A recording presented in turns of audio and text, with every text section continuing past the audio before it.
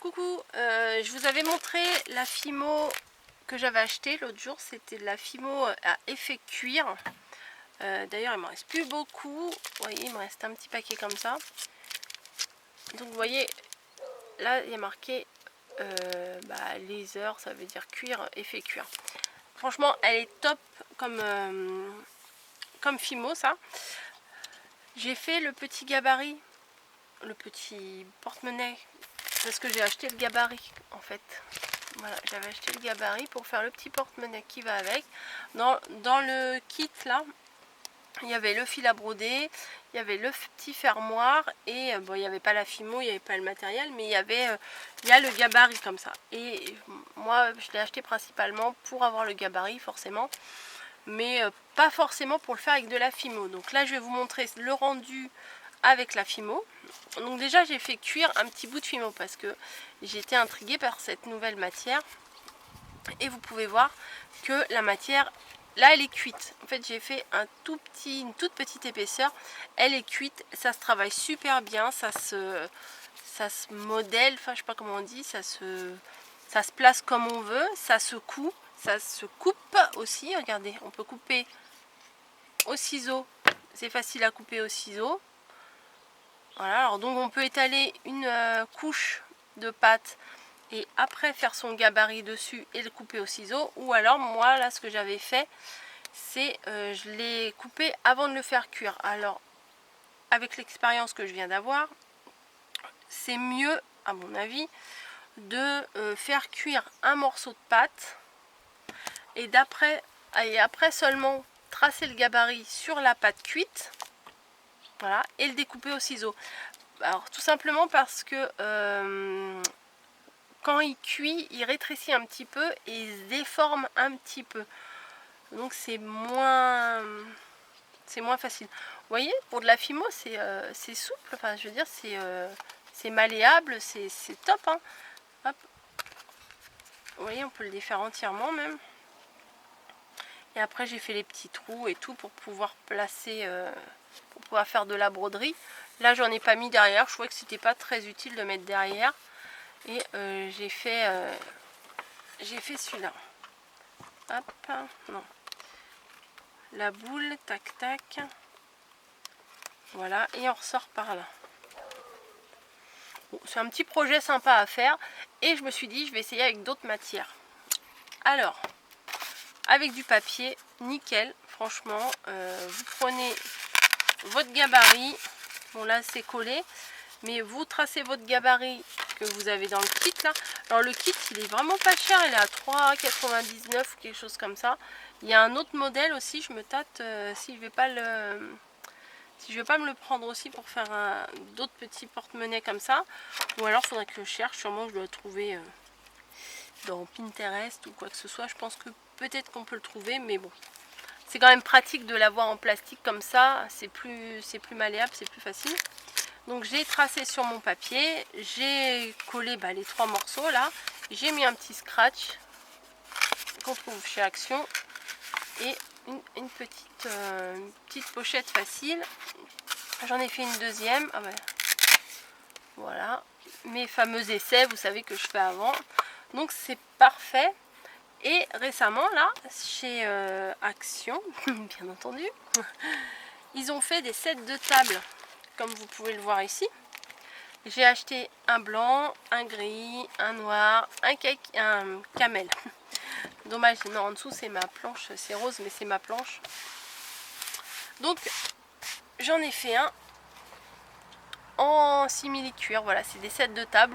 Vous pouvez les trouver dans le même rayon que là où ils vendent les coussins. Et j'ai fait mon petit porte-monnaie comme ça avec le gabarit. Bien entendu, j'ai rajouté de la dentelle, hein, la touche coco obligée. Hein. Donc voilà, donc je vais en faire un avec vous, comme ça vous allez voir que c'est super facile à faire. Donc vous prenez votre gabarit, donc là il y a plein de petits trous. Ça c'est pour la Fimo, comme ça vous le percez au moment où la Fimo elle n'est pas encore cuite. Vous la percez et comme ça permet de faire des décors, de la broderie ou quoi que ce soit. Mais là moi j'ai juste besoin du contour et j'ai pas besoin non plus des trous, parce que les trous là c'est pour passer le fermoir. Il y a des trous sur les 4 côtés. Donc, je prends mon 7.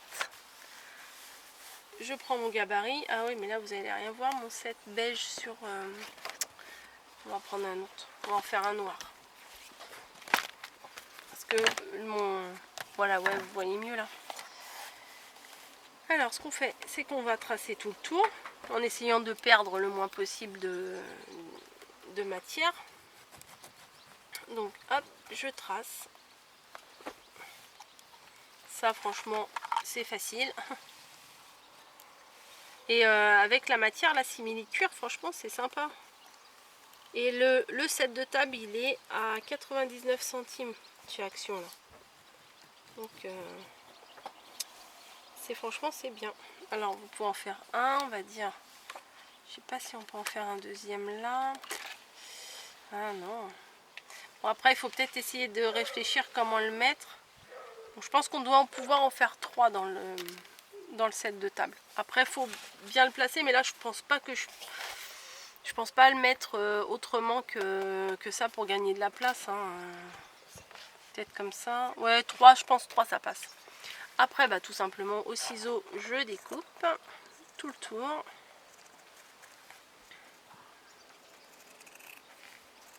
Il n'y a pas besoin de faire d'ourlet ou quoi que ce soit. Hein. C'est la matière là du set de table, elle s'effiloche pas, c'est bien. Donc je découpe. Hop.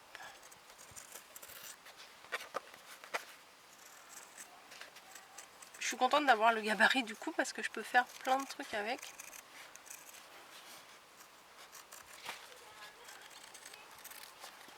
Hop. Hop. Je vais continuer de découper le reste.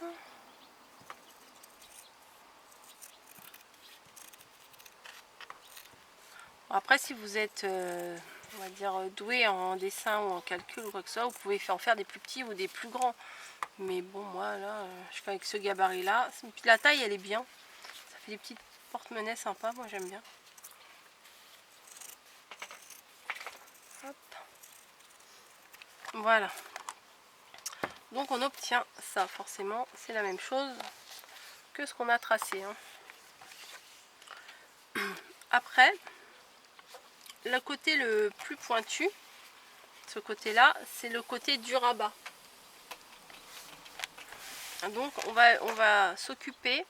Alors attendez, je vais mettre peut-être sur une couleur où vous verrez mieux. Voilà, on va se mettre là-dessus. Ouais, voilà, vous allez peut-être mieux voir. Donc, je sais pas où mettre en fait. Hop.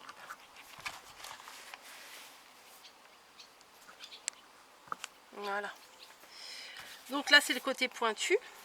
Alors vous allez prendre les deux extrémités, ici, les coller entre elles. Bon, après vous pouvez mettre des fermoirs, des choses comme ça, mais moi j'en ai pas et je pense que fermer comme ça c'est bien aussi. Voilà, vous collez les deux entre elles. Après, vous rabattez l'autre partie arrondie sur le dessus comme ça.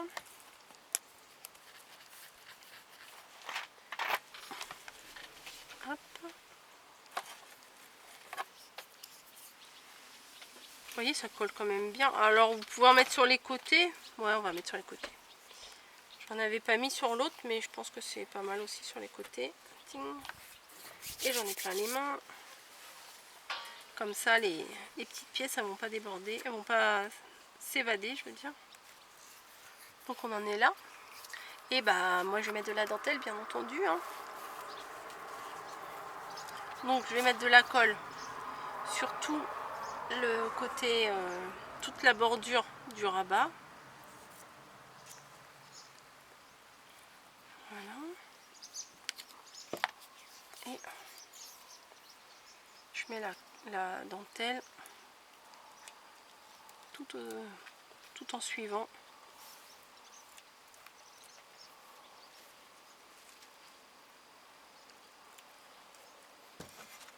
Tout en suivant le contour du rabat de la pochette.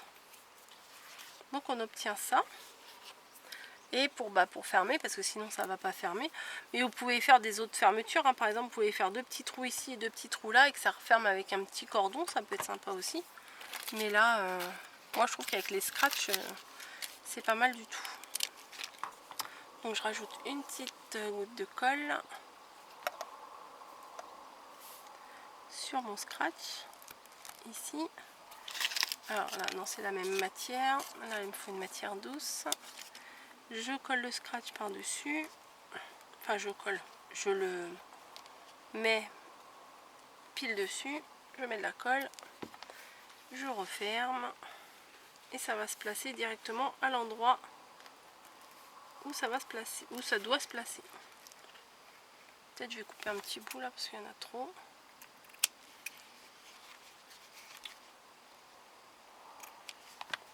Voilà. La pochette est terminée. Ça fait vraiment petit porte-monnaie mignon. Là on peut mettre un petit nœud aussi. On peut faire un petit nœud en simili-cuir aussi. Ça peut être sympa. On peut rajouter une breloque, rajouter tout ce qu'on veut. Bon là c'est pas tout à fait fini d'être collé. Donc je vais y aller doucement pour que ça donne ça. Voilà, vous voyez c'est facile. Et puis du coup avec le gabarit on peut les faire à l'infini. Hein. On peut en faire autant comme montant. Donc j'espère que ce petit tuto vous aura plu, je vous fais des bisous et puis je vous dis à bientôt dans d'autres créations, d'autres tutos ou d'autres hauls ou d'autres vidéos quoi. Allez, à bientôt.